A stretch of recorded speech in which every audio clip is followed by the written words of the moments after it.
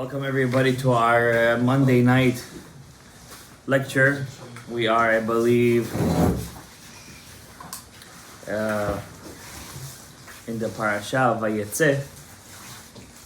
Was it Gimel Kislev already? Bet Kislev. Bet Kislev. 2nd of Kislev. Our shiur was specifically sponsored as a Sudat Hodaya for Ptichat HaMazal of Susanna Surit Bat Larissa Rivka, Hashem yiftach et mazala ושתרצה להתחתן ושתבנה בית נאמן בישראל ברב וקרוב וכן יעשו נאמר אמן. And also for Michael Moshe Ben Larissa Rivka, שהשם גם יפתח את מזלו ויתחתן, ימצא את בת זוגו, יזכה בית נאמן בישראל וכן יעשו נאמר אמן. That being said, there's two questions that I want to deal with today. One was asked by somebody who listens to us, and every year I want to speak about this, but every year I say I can't speak about this. I just don't know how to talk about it. In the parasha, by the way, the whole parasha. This is the parasha that talks about how to get married. Now, this is the trick, because everyone thinks it was two parashas ago, with Eliezer and Rivka. And of course, it talks about how Eliezer finds Rivka for Yitzchak. That's the problem. The Ari HaKadosh writes in Sefer HaLikutim, when your wife finds you, when your wife comes to you, the zivug is only besod ha'ara. I'm going to explain what that means in a second.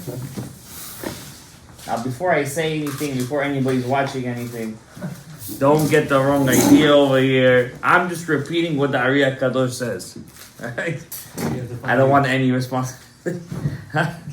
But when it's besod, when the zivug is in the sod of Vayetze Yaakov mi Be'er Shava vayelech Harana, and Yakov leaves Be'er Sheva. What's Be'er Sheva? Sheva, the seventh. Who's the seventh sphere? The Malchut, the Shekhinah, Ima.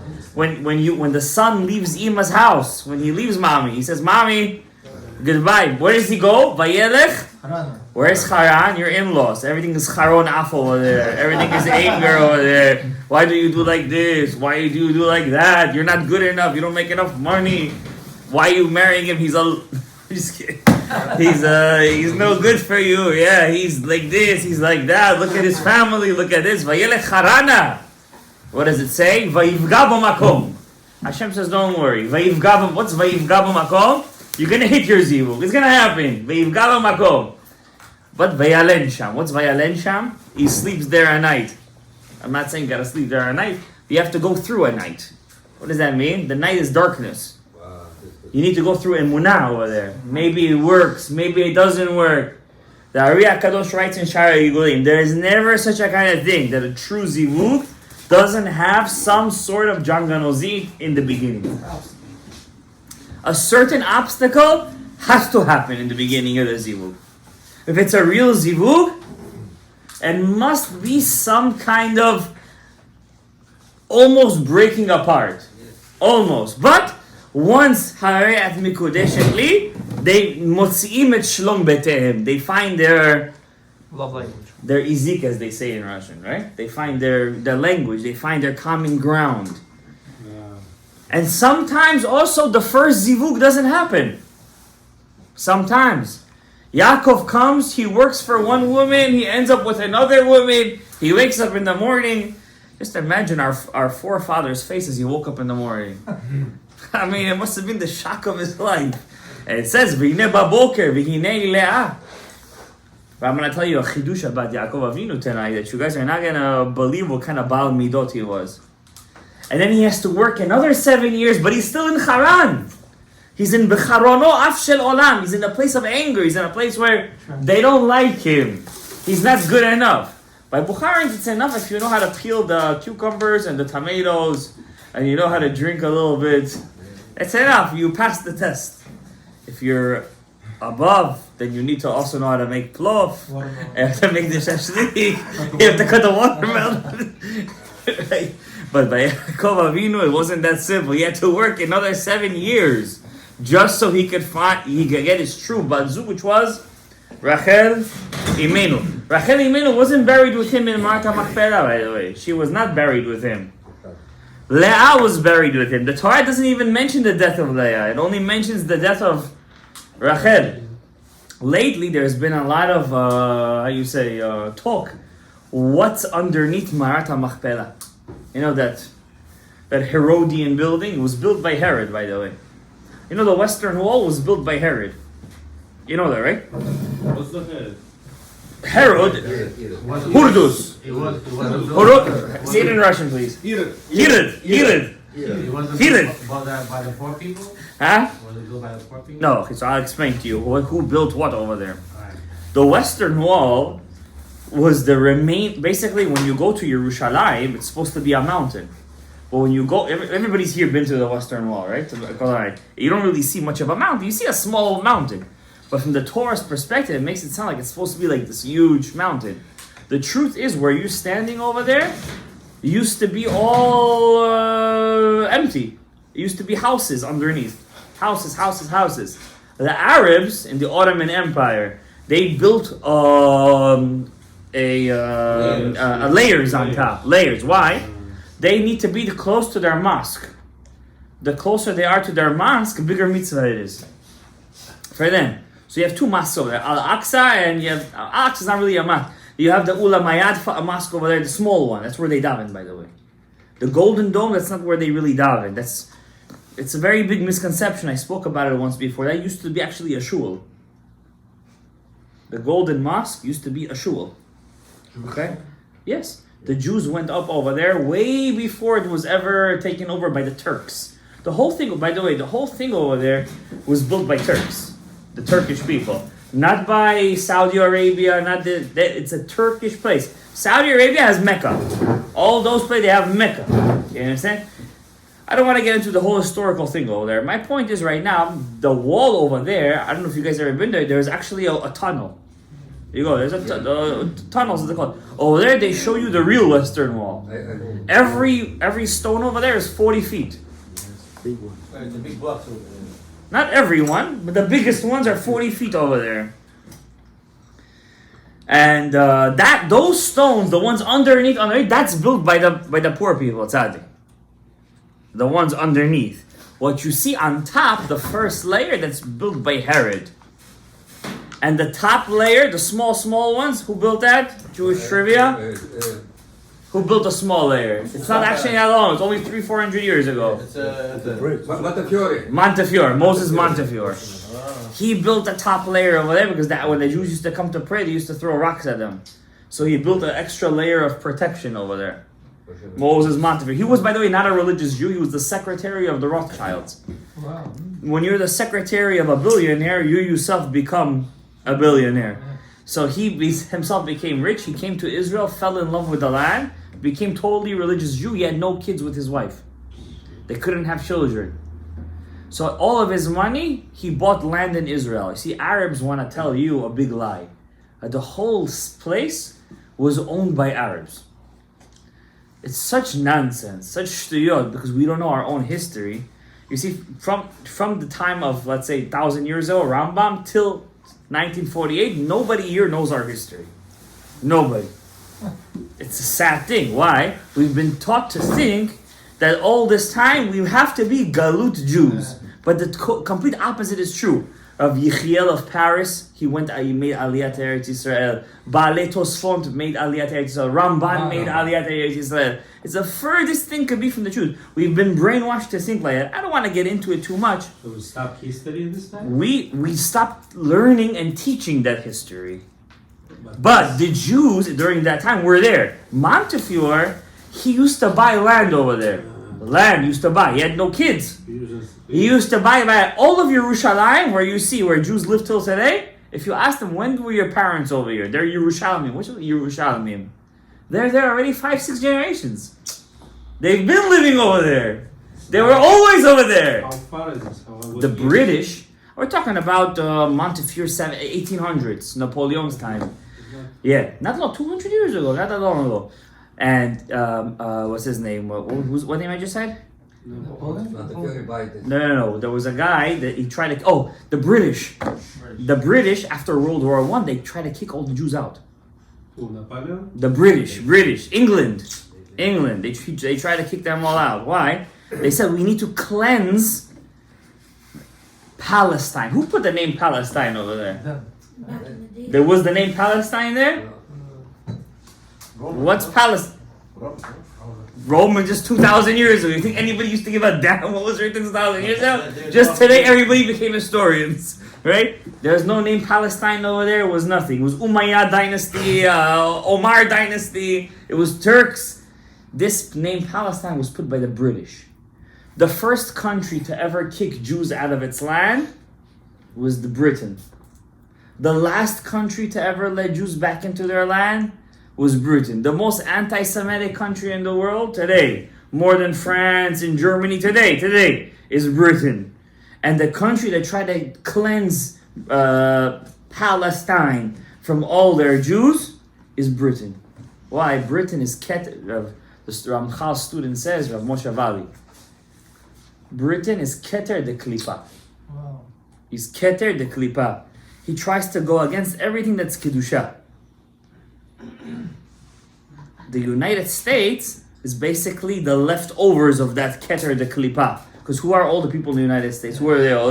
They're all English people. They left that place. And what is their job? To do the opposite. Yeah, exactly. Don't bring me the Knights Templar right now. They try to don't think I don't know all the stories, by the way. And they try to help, but they have their own agenda, by the way. So don't go look over there. I'm gonna unleash hell on them. This, that. It's a whole story over there. I'm trying to go back right now. Mata Machpelah was built by Herod. So when you go pray by the wall over there, you're praying by whose wall? Herod's wall. Who was Herod, by the way? He was a forced convert of Edom. A forced convert from Esav's descendants. His father was a forced convert. His son was Herod. He killed all the Hashmonaim. Chanukah is coming right now. Yeah. Who killed all the Hashmonaim? Herod. Why? Because they were a rivalry to his throne. Who helped Herod become the king of Israel? Rome. How did he do it? Kesef v'zahav. Now Herod, but he still needed the support of the people. How do you get support of the people? Do anything any politician does. Make a lecture and say God's name in it. That's what politicians do. Did you see right now what the ex-defense minister did in 770? You saw what he did? No. Yoav Galan. The one who tried to forcefully put all the religious Jews in the army right now. So what he did? He got fired from his job. He thought all of Tel Aviv was going to take his back. Nobody came out. He went to 770 right now, and he said, in the name of Ammonites Vakot, I made this war against Hamas. Everybody here! Why he did that? Politics. He needs the backing of who's going to back him up? Only people with kippas, all the Mizrahim. Who's going to back him? So what do? They lie. They make themselves, they say Baruch Hashem suddenly. Something when they need a religion, they say Baruch Hashem, Rabbi Nachman Breslev. I don't want to make Chas v'Shalom Kav Chova to the current Prime Minister of Israel. I believe Hashem put him over there. If a guy is Prime Minister for like 20 plus years, there's a reason for it. But this guy used to eat, rabbits and crabs. I don't want to make Kav Chova on him because he's still doing a job for Am Yisrael. When he wanted to get the backing of the religious Jews, you know who he started to mention? Rav Nachman Breslev. Suddenly he knew Rav Nachman Breslev. Suddenly he said Baruch Hashem. Suddenly thank you Hashem. It's all politics. It's a game. We need one person and one person only who was chosen by HaKadosh Baruch Hu. His name is supposed to be HaMelech HaMashiach. The only problem is, when we say, will the real Melech HaMashiach please get up? What happens? 20 people get up. So we don't know who's the real Melech HaMashiach.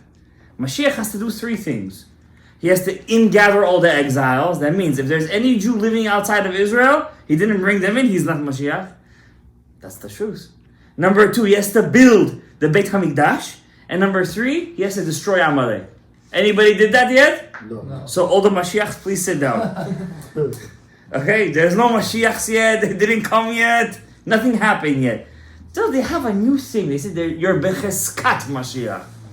You could be Mashiach. Okay, you could be. Anybody could be Mashiach. You could be Mashiach. You could be Mashiach. You could be Mashiach. Becheskat Mashiach. Say that. Could be. I'm not against. Everybody should be Becheskat Mashiach.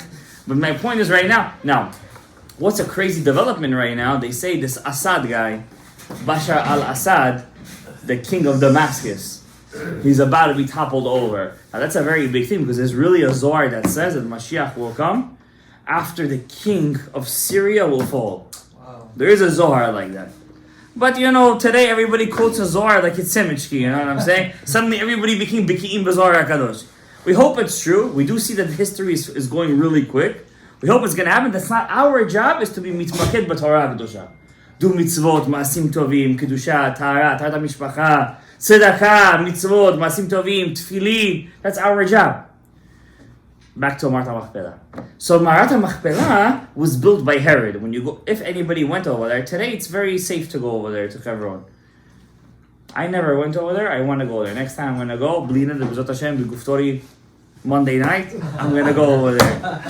And over there was... It's not anymore. Actually, it's very safe now to go over there. Very, very... A lot of soldiers over there. It was like that over there. There was a guy. He dug underneath Marat HaMachpelah to see what's going on over there. It was Elul. They were saying, Anenu. It was early in the morning. The year was 1981, something like that. A couple of guys, a couple of drills, they started to dig while everybody was saying slichot. And they went underneath. They said they went deep underneath. They found a cave. They crawled under the cave. And they saw over there jugs from the time of the first Beit HaMikdash. Wow. With bones inside of people who used to put their dead, so that when the Avot wake up to the Metim, they should step on them and they should pick them up. And then they start to dig more. There was another cave. How did they know? There was air coming from the bottom. Air was coming from the bottom. They wanted to go under. They start to yell up from the top. It's already getting the morning. The Arabs are coming to pray right now. You got to get out of there before it's going to be over here a bloodbath. And they got out over there. Till today, the guy gives lectures of what he found over there. 100% true story. He went under the Marat HaMachpelah. He found the 2 caves over there. It's not Skaska. It's a real double cave down there. But everybody say if he's going down, he never come back. He wanted to go and see. You know what I'm saying? Curiosity killed the cat. You have to once in your life see what's going on over there. If he has to die, he should die. But at least everybody should know the truth. He went, but he didn't go all the way underneath. There was some rabbis who did go, but that's a long time ago story. I don't want to get too much into it. So Rachel never got to Marat HaMachpelah. Leah got over there. Yakov didn't believe that Leah was his bat zug. When he got over there, sometimes a person gets married, doesn't believe it's his bat zug. But then at the end he realizes that it is his bat zug. Sometimes his first bat zug is not his true bat zug. It's not his real soulmate. His second one is, like Yaakov married Leah and then he married Rachel. Sometimes it happens like that. Leah, sometimes it's really the first one. Sometimes the first one didn't work out. And then he has to marry his real bat zug, Rachel. This parasha is about zivugim. But what's important about this parasha? A Torah says over here, Yaakov went over the biggest mitzvah, the hardest mitzvah, not the biggest, but the hardest mitzvah in the Torah. What is that? Kibud Avayim. 22 years he was away from his parents. 22 years he was away from his parents. He paid for that at the end. He paid for what he did. But it was worth it for him to give up the mitzvah of Kibud Avayim, but to build a Beit Ne'eman b'Yisrael. People don't understand how important it is to get married. They don't understand this generation. They get nervous. They're scared. They feel they didn't reach it yet. Says the Gemara, this week's parasha, Bereshit Rabbah, test me if I'm wrong. Amar Rabbi Yehuda bar Simon. Not Shimon. Simon. Like Simon? Simon. There was one matronita in Bereshit Rabbah. Not Tzadikov. There was one matronita, governess. She went to Rabbi Yehuda bar Rabbi Simon. She said to him, what is God doing all day? You know what he said to her? He's mizavek zivugim. I'm going to tell you guys now a chidush from Rabbeinu Ari. I'm going to do it fast. I'm sorry I can't explain too much because I have another chidush I need to say tonight from the Al Sheikh HaKadosh. And she said to him, what do you mean? Mizavek zivugim. I could also mizavek zivugim. You guys know the story, right? Yeah. So she says, I have 1,000 slaves here, 1,000 slaves over there. Don't catch me on the number. Marry this and this. I think this one's pretty, this one's pretty, this one's ugly, this one's ugly. You go with you go with you. Everything are based on the looks. And the next day, shokushi, and how do you say? Fingal. Everything was over there, a cholent. But not a good cholent. The one that makes you incapacitated for a week. For Sfaradim at least. He said, you know what? I admit, your God knows what he's doing. Says Rabbeinu Hari, what's going on over here? All day God is mizavek zivugim. Hashem could be mizavek zivugim. It's all. First of all, I have a question. The Gemara says 40 days a person is born. It already decided from Shamayim, bat peloni, le peloni. I like saying that word. Peloni. A certain daughter of somebody goes to this person. What's the question? The question is, what do you got to see mizavek zivugim? It's already done. 40 days before. But said, what he's doing in the middle. Every single second somebody's born, goyim don't count. Even are only 15 million. Come on. Yes, man. Hashem is not going out to make alamangal. I don't think he's a vegan. God is a vegan. That's exactly what the Bereshit Rabbah says. The Bereshit Rabbah says, what is God doing in the meantime? He's sustaining the world. In the final workplace. I'm reading Bereshit Rabbah. I'm quoting the Bereshit Rabbah. That's what the Ari quotes Sefer Likudim. He's darshan Bereshit Rabbah. You're right. There is a Gemara like that. I'm quoting Bereshit Rabbah because the Gemara doesn't bring this story into Rabbi Simon. It brings it into I think Rabbi Yossi or something or Yeshua.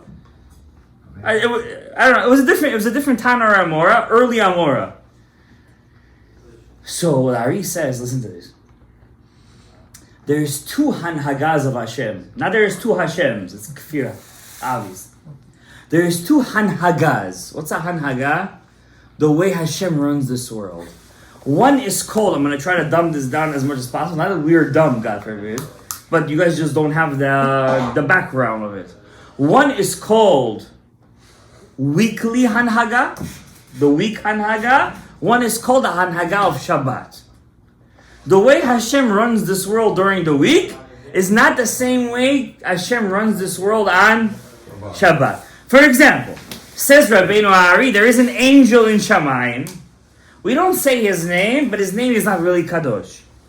It's not Kadosh. Okay? I'm going to explain to you why I'm saying this in a second. His name is Matat. Okay? Okay? How many letters are in his name? 6. Keneged 6 days a week. Okay? So for example, Hashem runs this world on Sunday through the letter Mem of Matat. The second Mem is the second day of the week. And so 6 days a week. Malach Matat. Okay? That's why, by the way, Gabriel Chai, we say Ritzeh V'Chalitzenu on Shabbat. What does that mean, Ritzeh V'Chalitzenu? What does the words Ritzeh V'Chalitzenu mean on Shabbat? What? Save us from, right? Save us. From what? Save us from what? Says Rabbeinu Ari, save us from the Hanhaga of Matat. We want to be Kulei Besod Shabbat. We don't want Matat. We want Shabbat. Matat is 6 days a week. Shabbat is Kodesh LaHashem. The Hanhaga is different. What's the difference in the Hanhaga? On the 6 days of the week, I don't perceive Hashem himself. I see him only through malach matat. Because Hashem is showing himself, he's clothing himself through matat. This malach. On Shabbat, Hashem is revealed fully without any levush. What's a levush? Adeshda. Without any clothing. There is no masach. I want to give a good mashal. For example, remember when I said this last week, I'm saying it again. It's a good mashal. Remember when the sun was showing on the solar eclipse? Yeah. What happens if you would look at the sun during the solar eclipse? It could blind a person, right? What did we do? We wore the special glasses. Right? The Hanhaga of Shabbat is like looking at the sun without any glasses. You have to be ready for that. Correct? That when God rules this world during the week, it's through the glasses. We say, Hashem, we don't want the glasses. We want to see you. There's only one problem. When we were in Har Sinai, most of the Jews said to Hashem, we don't want to hear you. We're going to die. We want the glasses. What did Hashem say? Okay, I'm going to give you second. You guys are not ready for the first tablets now. I'm going to give you now the second ones. You know what the Ari HaKadosh says? Not the Ari. The Rabbi Shimon Bar Yochai. This you could quote me on. It's in Tikkunei Zohar. It says over there, those guys who said to Moshe, we want to hear Hashem, not through you, straight, those are the Nishamot that love to learn the secrets of the Torah. But whoever said to Moshe, we want the glasses, we want matat, we can't handle it, it's too much work. It's too much work. Those guys don't like secrets of the Torah. They want to learn kasher, pasul, tameh, tahor. Like this, they like to do the wanagi. Loophole here, loophole there, loophole this, not loophole, but in the sense, you know what I'm talking about. They're trying to find the pilpulim. Pilpul is the pilpul. They like the pilpulim. Pilpul, pilpul, pepper. You need some pepper on your food, right? It tastes much better. But the people who said, we want to see Hashem like that, when they hear secrets of the Torah, their neshama is jumping because they remember themselves from Har Sinai. So when we say Retzeh B'chalitzenu, we're saying Hashem, we want to be saved from Malach Matat. Because during the week it's tough. We need to be focused. On Shabbat, are we focused? We are focused, but we wasted too much on alcohol. And children. Idle chatter.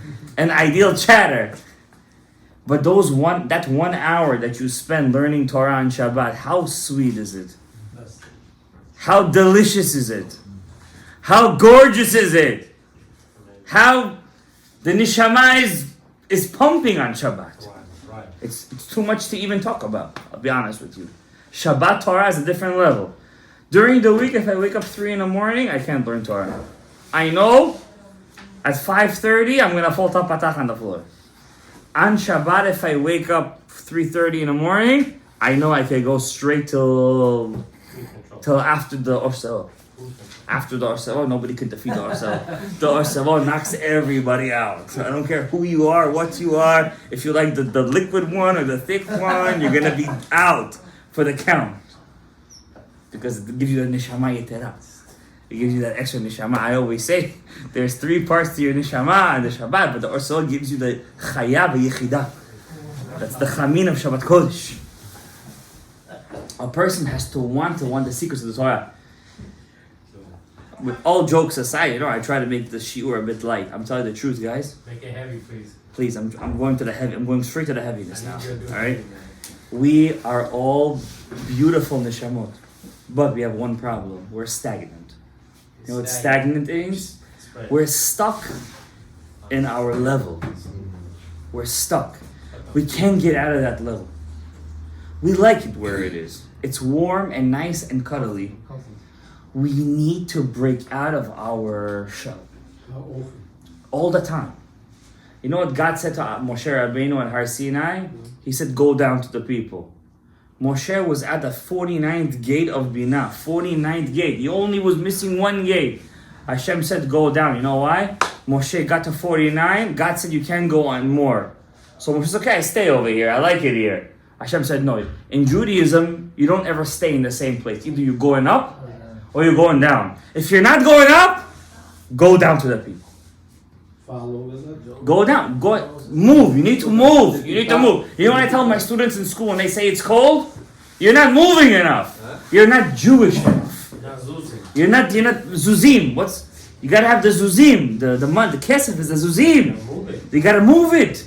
People think they want to make money through stocks. You know what I tell them? You're not zuzim. You're not doing any zuzim. Zuzim, you gotta move. You gotta move. They want to be rich in one day. Quick money. But don't understand, rich is heat, it's fire, but if there's no zuz, then it doesn't work. They say, but he did it. Okay, I said, go to him, why are you coming to me? Ask him what he did, why are you asking me? And this brings me right now to the chidush of the Al Sheikh HaKadosh. By the way, the Yetzer Hara of this week's parasha is the worst Yetzer Hara. Lavan. Lavan wanted to kill everybody. I'm going to tell you guys a chidush this week. I don't know if you're going to like it or not. When I read it, I liked it. This is a chidush I usually say for Shabbat. I'm honest with you. I'm going to say it to you guys today. Why? This parasha has a special meaning to me. Anybody who learns Etz HaChaim or Tzorch HaChaim, this parasha has a special meaning. The parasha says that Lavan says to Yaakov, he said, listen, you want my girls? It's not going to be cheap. I know you're my nephew. Aval nichashti. You know what nichashti means? Yazdil jodugiri. I did avodah zara. Witchcraft. Vivarcheni Hashem biglalecha. I'm talking after he worked the 14 years. Not before. After. It means Yaakov worked 14 years. And then he says to Lavan, send me. Now, no matter how evil you are as a father, I mean, the evilest on the world, if somebody works for you for 14 years for free, not for free, but for your daughters, 14 years, like, come on. And then Lavan said, let's see who knows what this means. Rashi says it. God blessed me because of you. What was the blessing? Boys. Thank you, Abraham. Because Zachar is equal gematria bracha. So whenever you have a ben Zachar, you have bracha. It's not being gender, it's a fact. You know what I'm saying? It could be your girls are much more respectful, but the bracha that comes the shefa to the house is because of the Zachar. The kikar lechem, the lechem that comes with the zachar, it comes with the zachar, not with the nekeva. En malaso. Even if a child is very against. Doesn't matter what. This is unless his neshama is a nekeva. This I can't vouch for. For this you need the Ariyah Kadosh. But al pi pshat. Zachar is zachar. It's a bracha. It's a kikar. Zachar ze kikar. What's a kikar? It's his loaf of bread. It comes with his loaf of bread. That's what the word zachar means. Ze hakikar. This is the loaf of bread. It comes with his parnasa. Every man works for his parnasa in life. Even this generation, believe it or not. The kid is the parnasa. The kid is the parnasa, but the zachar is the parnasa. Not the nekah. Nekeva, I don't want to say the gematria. We know this. It's from the Balaturim. I can't say it. The generation. Can't say it. Believe it or not, they watch. Yeah, you could. Yeah. No, I can't. You gotta open it. Open up the Balaturim on Sefer Bereshit. So it says that the bracha came for you because now I have sons. Lavan says to Yaakov, before I had no sons. I only had, of course, Lavan was a very polite politician. He mentions Hashem's name more than the Avot HaKadoshim. He mentions, I made the nichush, v'yivarcheni Hashem biglalecha, Hashem, yagar saduta. Lavan, listen, his tongue is slick. Yaakov doesn't answer him back. Lavan says, listen, you can't leave. God blessed me because of you. Yaakov told him before, let me go. I'm working for you for 14 years already. Khalas, I gotta go home. My mother sent me. She told me I'm gonna bring somebody to send you back. Devorah. Remember Devorah? She was with her. I gotta come back home already. And remember also before Yaakov was missing for how many years he was learning in Shem Vayetze? 14 years. No khalas. What happened with the extra 8 years? It's not the 14 years. In Shem and Ever. In Shem and Ever. Then another 6 years he worked for the flock. Right? Yeah, then he traveled for another 2 years. And then, so 22 years altogether he was punished for. Yosef was missing for 22 years. His job was because Isaac said, go marry, come back. But Rivka said, I'm gonna send Devorah to bring you back. Devorah was sent. Devorah was there when Yosef was born. Yosef was born, he came to Lavan, said, I want to go home. He says, I worked for you technically for free. Why? I didn't, listen to the Chidush now, the Al Sheikh HaKadosh. Look what he says. 7 years I worked for you, for who? Rachel. And I was tricked. Another 7 years I worked for you again, for who? Rachel. So I already worked for you for free. Because you tricked me. You gave me Leah. I never wanted Leah. Look how slick Lavan was. Now the Alshach is going to give you a chidush. You never heard this in your life. I don't care who you heard this. I don't care who you hear. I don't care what WhatsApp accounts you're on. Get out of here. You know what the Alshach says? Lavan says to Yaakov, and he shut Yaakov's mouth up. He says, Nichashti, I did nichush. God blessed me because of you. Lavan said to Yaakov, what do you mean you worked the second 7 years for free? The second 7 years you worked for Leah. Why? Leah, God didn't agree to that? Of course God wanted you to marry Leah. Because if God didn't want you to marry her, why would God bless me because of you? Right. If I tricked you, why would God bless me? It means Leah really belonged to you. You just didn't understand that she was also supposed to be your wife. And he shut Yaakov's mouth. Oh, he was a big rabbi. Do you know Lavan ends up becoming the writer of the Gemara? Yeah. Ravina, there was two, Ravina and Rav Ashi. Ravina is the Shorish Neshama of Lavan. Yeah. Sounds like the good part. Nah, the good, of course. No, the bad one. The good one, obviously. But he was in there. He was probably the one saying the pilpul over there. He was giving the pshat. Do you hear what he's saying to him? If you worked for free, then why would God bless me? If I made you a ramaut, if I tricked you, if God blessed me, that means it was supposed to be. And if it was supposed to be, you didn't work for free. So then you know what he tells to Yaakov when he sees Yaakov doesn't answer him? You tell me your price. That's a real salesman right there. That's a real businessman. How do you know a guy's a real salesman? He doesn't give the price. He says, what do you think it's worth? Am I right or wrong? The Alshich brings this down. The Alshich says, Lavan said, when he saw Yaakov, he was already sick of him. He says to him, you tell me a price. Now look at the trickery of Lavan, the Alshich writes. Lavan says, you tell me, what does Yaakov say? Everybody here knows. He says, give me every brown sheep, every speckled sheep, and every sheep that's akud. You know what akud is? Very rare. When the sheep is only discolored by the feet and by the hands. Like a ring over here. But you know what akud means? When you tie them up. So only where the place where something is tied up. It's a very big, it's a rarity. It's a discolor, it's a rarity. You know what Yaakov Avinu tells him? Okay, no problem. Yaakov Avinu was somech al hanes. He told him, take the young sheep, not the old ones, that are speckled, and leave the regular ones to me. And the babies that are speckled will belong to me. Now, if I'm taking all the speckled ones out, according to the breeding, according to genetics, all the babies are going to be what the parents are. But if I'm taking all them out, the speckled ones, the babies are going to be regular like the parents. So what's Yaakov going to be left with? Look at the rishut of Lavan, says the Al-Sheikh.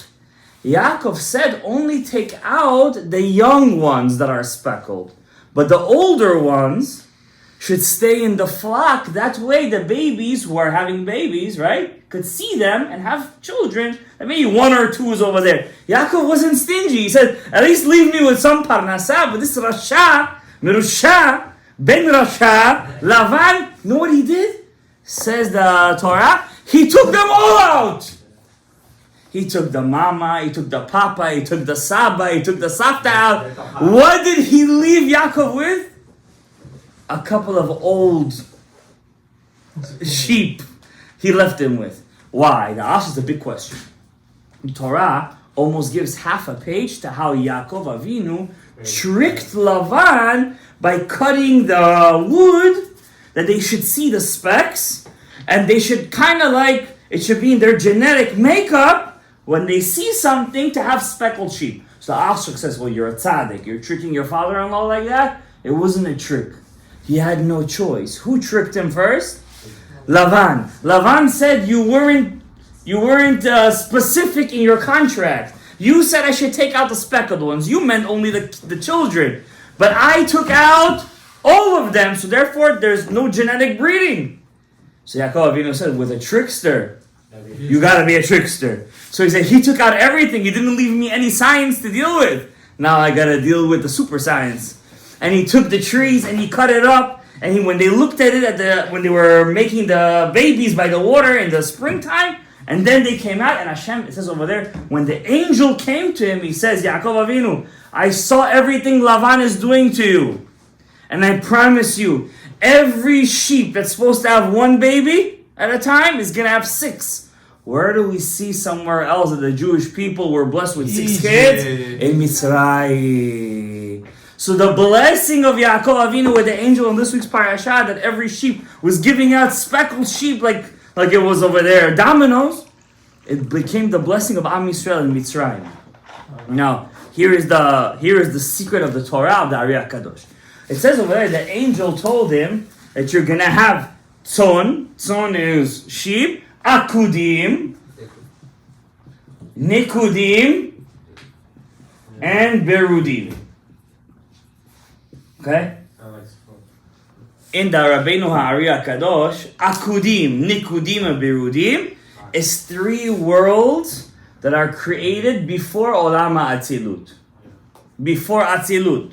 We say Keter Chokhmah Bina Arich Anpin. Before Arich Anpin. This is before. This is before. Just the formal creation. This is before the 25th of Elul. The world of Akudim. So Yaakov Avinu, because he was tricked by Lavan, and because he tried his best to be Mekim Bait Ne'eman. All this I'm saying to you. You know what I'm telling you guys this for? When a person wants to get married, but he feels like there's a lot of obstacles, miniot. You should always remember this pasuk. Hashem says, I see whatever Lavan is doing to you. Lavan is your obstacle. It doesn't have to be a father-in-law. It's your obstacle in life. And because you overcome those obstacles, God will bless you with Akudim, Nikudim, and Birudim. You just have to break that obstacle. You can't be afraid of rejection in life. You have to understand that rejection is Lavan tricking Yaakov Avinu. How many times he tricked him? The Al-Sheikh says 1,000 times he tricked him in 6 years. He says, I'm going to have speckled sheep. He said, speckled only on one side. He said, you're going to have dotted sheep, dotted only in the legs. You're going to have over there sheep that's akudim only in the neck. Every time he tricked him, 1,000 times he tricked him. He says, only if they gave birth in the morning. Only if they gave birth in the night. And Yakov said, you're going to trick me every single time? Ve'elohei avi, and the God of my father, Haya, Be'ezri, was always watching me. And the angel comes to me and he says, and you will have akudim, nikudim, berudim. Akudim is the olam. I don't know if you guys will understand. Once upon a time you spell Peh de Ak. Is the mouth of Ak, Adam Gadmon. Nikudim is the world of the Shvirat HaKelim. That means even in your life you have to go through a breaking. There's no kind of thing your life is going to be fixed. I'm a Talmid Chacham, everything has to come to me easy. What do you mean? You have a mission in life. You have to go through a breaking in life. And if you don't go through a breaking in life, you don't have berudim. What's berudim? Is olam ha'atzilut. Is the tikkun. Is olam ha-tikkun. That means if there is no shbira, there is no tikkun. If there is no peh, where does everything start? In the peh. What was Lavan's secret?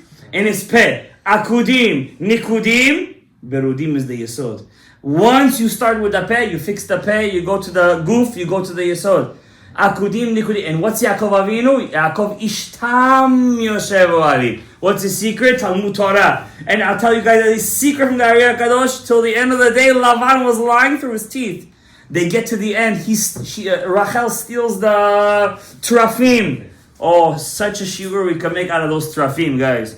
By the way, the kavanah of Baruch Shem Kevod Machuto Lamed every single night is in that terafim.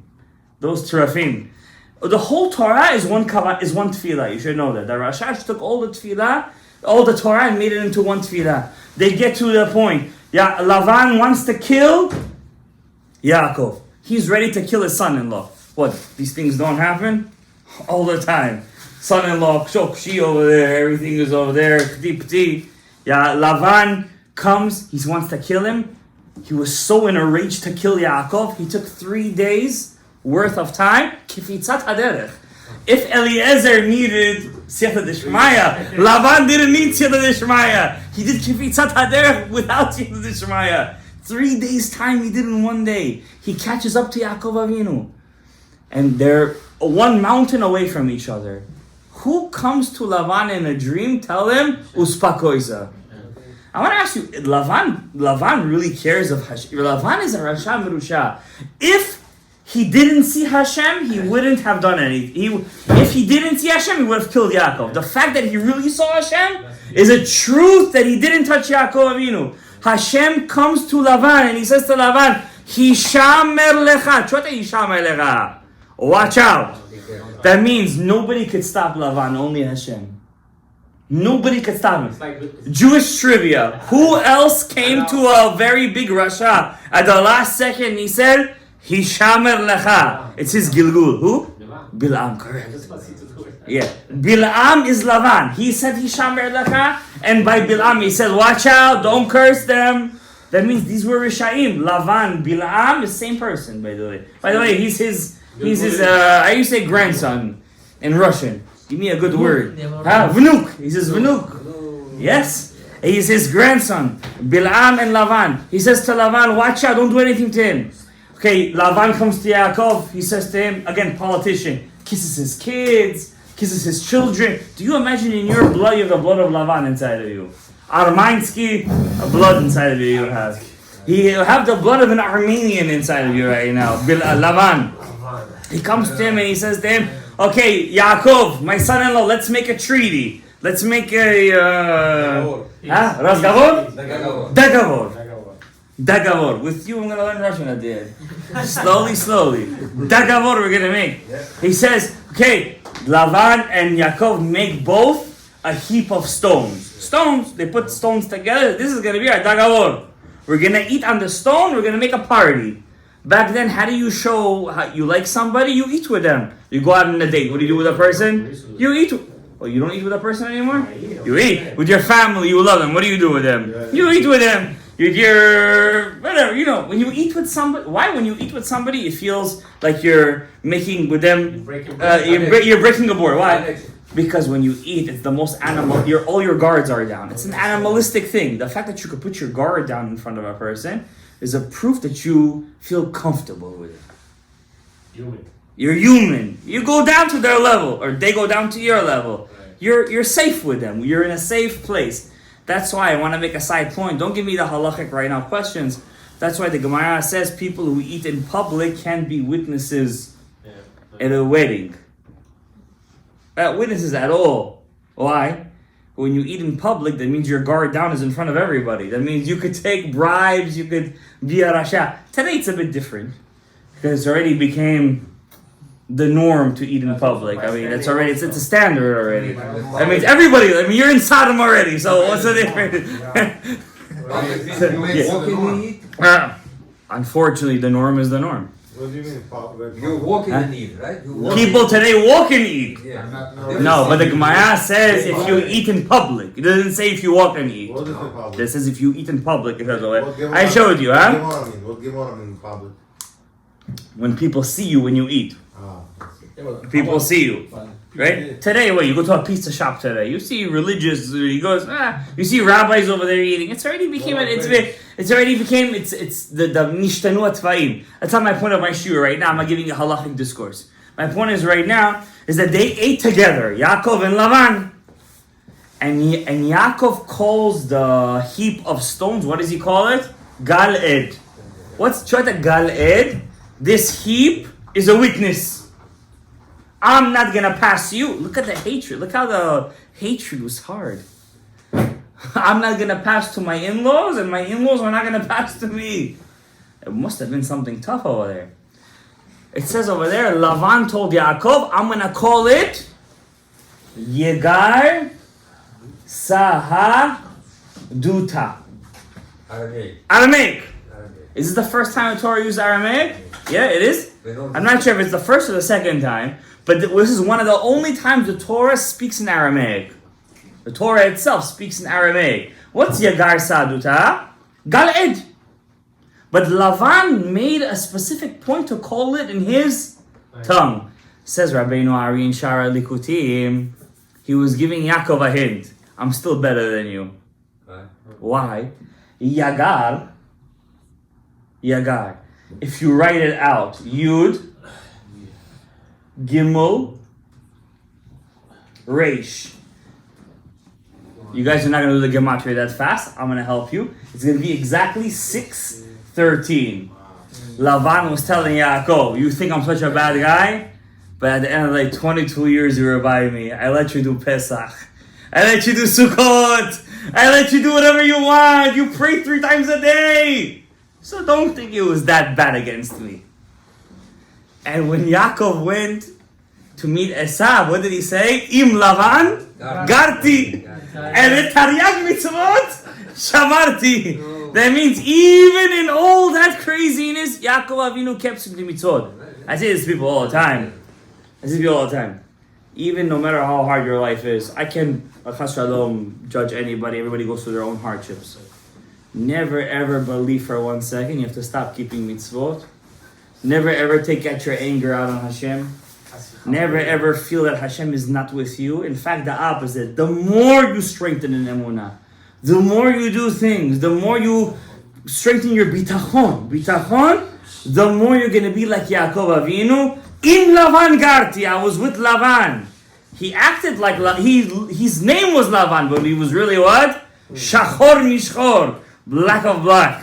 I'm not saying that in a racial way, but I'm just saying that he was dark. He wanted to la'akor et hakol. By the way, all of our nishamot were where? In the cattle of Lavan. We were all his little shepselos. The Yismach Moshe says, I remember when I was the sheep of Yaakov, of Lavan by Yaakov Avinu, and I remember the song that Yaakov used to sing to me. And he actually he used to sing that song in one of his tishes. I don't know the song myself, but it's a story to say. Hashem Rabbi said, may we be mitrazek b'Torah, b'mitzvot, masim tovim, Parashat Shabbat shelanu, b'shnayim v'gav v'chatargum, zivug agum, may we break all our barriers with Hashem Yitbarach. May we learn to be a bitalchon u'be'emunah. May the sponsors of the shiur, may Hashem open their mazal to the Hashem Yitbarach. Le'zivug agum, le'bracha, revacha, tzlacha, parnasato, v'ashefaya. ישועות גדולות וכל הברכות וכל הישועות וכל ההצלחות וכן יצאו בית אמן. רבי חנניה ולקשיא אומר רצה הקדוש ברוך הוא לזכות יגדיל תורה ויאדיר